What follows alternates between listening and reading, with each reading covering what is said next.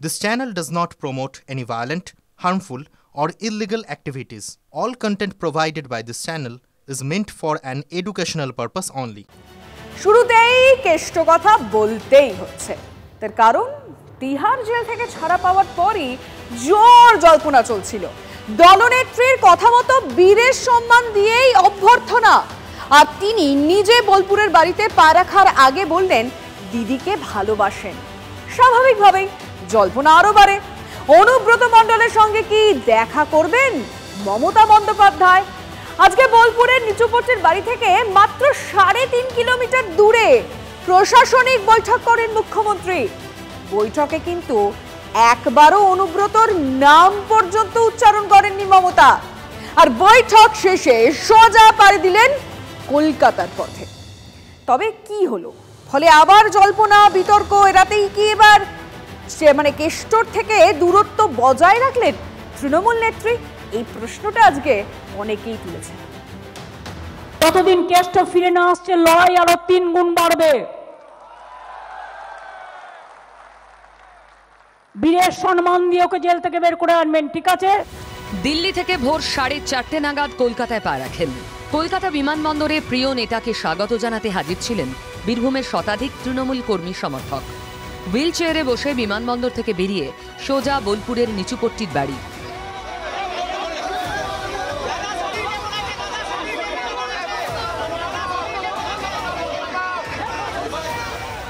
দুবছর পর ঘরে ফিরলেন অনুব্রত মণ্ডল। রীতিমতো উৎসব করেই নেতাকে স্বাগত জানান দলের কর্মী সমর্থকরা। বাড়িতে পা রাখার আগে সাংবাদিকদের অনুব্রত জানান, দিদির সঙ্গে আছি। মমতা ব্যানার্জি আসছে, শারদীয়ার শুভেচ্ছা। মমতা ব্যানার্জিকে আমি ভালোবাসি, মমতা ব্যানার্জিকে আমি ভালোবাসি। দিদি যেমন আমাকে ভালোবাসে, মমতা ব্যানার্জিকে গোটা ওয়েস্ট বেঙ্গলের মানুষ ভালোবাসে, অল ইন্ডিয়ার মানুষ মমতা ব্যানার্জিকে ভালোবাসে। দেখি শরীর পায়ের অবস্থা খুব খারাপ, দরকার হলে দিদির সঙ্গে দিদির সঙ্গে দেখা করারও ইঙ্গিত দেন অনুব্রত। কেষ্টমণ্ডলের নিচুপট্টির বাড়ি থেকে মাত্র 3.5 কিলোমিটার দূরে গীতাঞ্জলি প্রেক্ষাগৃহে মঙ্গলবার প্রশাসনিক বৈঠক করেন মমতা বন্দ্যোপাধ্যায়। স্বাভাবিকভাবেই জল্পনা তৈরি হয় মমতা অনুব্রতর সাক্ষাৎ নিয়ে। প্রথমে মনে করা হচ্ছিল হয়তো বোলপুরের প্রশাসনিক বৈঠকেই হাজির থাকবেন অনুব্রত। পরে শোনা যায় দিদির সঙ্গে একান্তে দেখা করতে চান কেষ্ট, আর মমতা তাঁকে সেই সময়ও দিয়েছেন। কিন্তু কোনো জল্পনাই শেষ পর্যন্ত সত্যি হয়নি। বীরভূমের বন্যা পরিস্থিতি খতিয়ে দেখে প্রশাসনের কর্তাদের প্রয়োজনীয় নির্দেশ দিয়েই কলকাতার পথে রওনা হন মুখ্যমন্ত্রী। এ নিয়ে বিরোধীদের খোঁচা। অত্যন্ত বুদ্ধিমতী মহিলা, উনি জানেন যে আজকে যে জেল থেকে ছাড়া পেয়েছে দুর্নীতির জন্য, তাকে গিয়ে আমি যদি গলায় মালা পরিয়ে আলিঙ্গন করে তাকে যদি আশীর্বাদটা দিই, সেটা আবার কিছু ভোট চলে যাবে। তাই উনি লোককে দিয়ে আজকে আবির খেলা হয়েছে, তাকে তো স্বাগত জানানো হয়েছে। সরকারি কাজে গেছে তো দিদি, আবার কি দিদি যখন কাজে যাকে কাজে লাগে তখন কাজে লাগায়। কাজের সময় কাজই, কাজ ফুরালে পাজি হয়ে যায় দিদির কাছে। হয়তো এখন মনে হচ্ছে এখনই একটু দূরে থাকা দরকার। অনুব্রত এখন ছোঁয়াচে রোগ, অনুব্রতের তো কোনো ছোঁয়াচে রোগ আছে, দূরে থাকা দরকার। মমতা বন্দ্যোপাধ্যায়ের সঙ্গে অনুব্রত মণ্ডলের সুসম্পর্কের কথা সুবিদিত। সিপিএম জমানা থেকে লড়াই করে বীরভূমের লালমাটিতে ঘাসফুলকে দাপটের সঙ্গে প্রতিষ্ঠা করা কেষ্টমণ্ডল ঘোষিতভাবেই মমতার অত্যন্ত স্নেহভাজন। গ্রেফতার হলেও বীরভূমের তৃণমূল জেলা সভাপতি পদ থেকে সরানো হয়নি অনুব্রতকে। তারপরেও কেষ্টর সঙ্গে দেখা না করেই কেন জেলা ছাড়লেন মুখ্যমন্ত্রী, তা নিয়ে নতুন জল্পনা তুঙ্গে। বিরোধীরা একান্তে বলছেন দিদির ভালোবাসার ডিউ রইল। হিমাদ্রি মণ্ডল, TV9 বাংলা।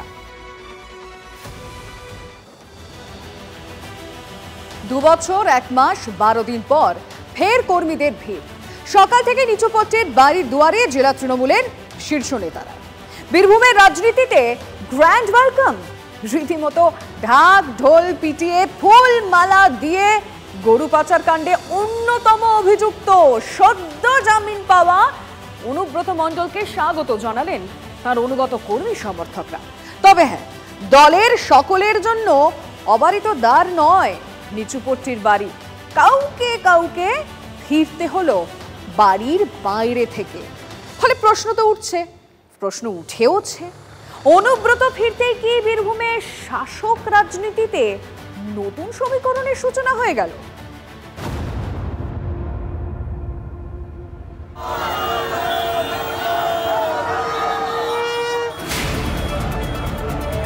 দর্শচক্রে ভগবানও ভূত হয়, আর রাজনীতির দর্শচক্রে সেটা অনেকটা পেন্ডুলামের মতো।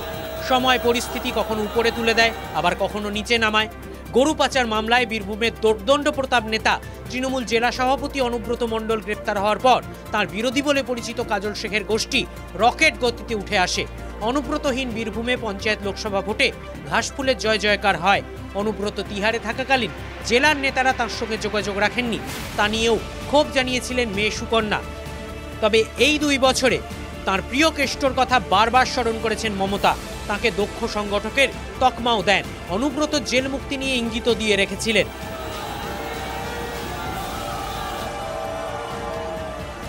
কেষ্টকে ধরে রেখেছে কেন? ইলেকশনের জন্য। ইলেকশন হয়ে যাবে, ওকে বলেছে তুমি বিজেপি করবে না, বিজেপিকে মদত করে দাও, তাহলে তোমায় তাড়াতাড়ি ছেড়ে দেবো। দেখবেন বীরভূমের ইলেকশন হয়ে যাবে, ও ছাড়া পেয়ে যাবে।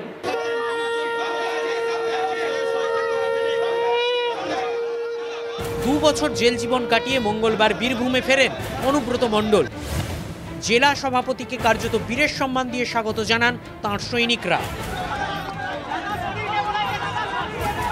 জেলার নেতারা ইতিমধ্যে এসে উপস্থিত হয়েছেন, তারা চেষ্টা করছেন অনুব্রত মণ্ডলের সাথে দেখা করার।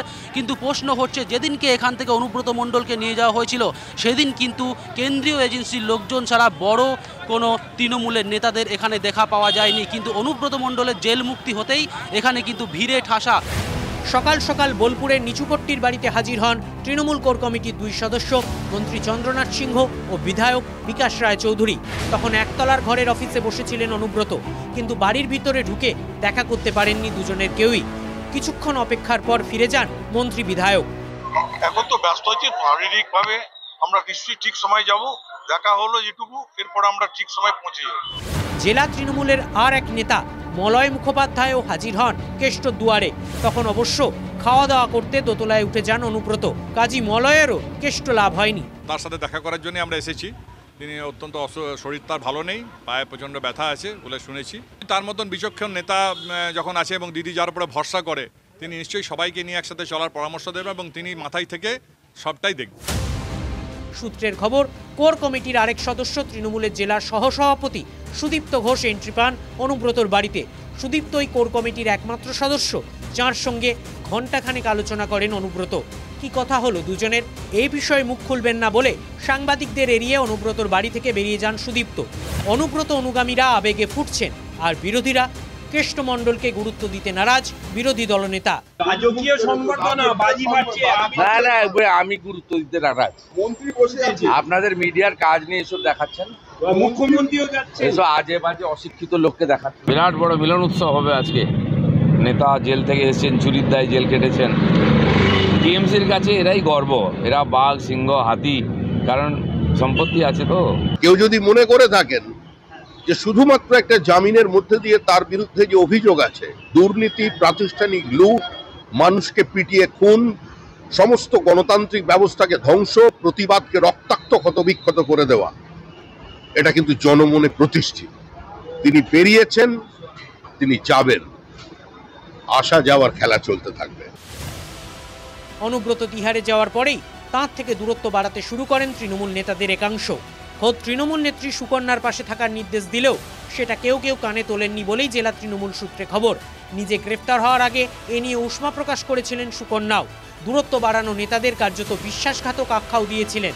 সেই তথাকথিত বিশ্বাসঘাতকতারই কি শোধ নেবেন অনুব্রত মণ্ডল?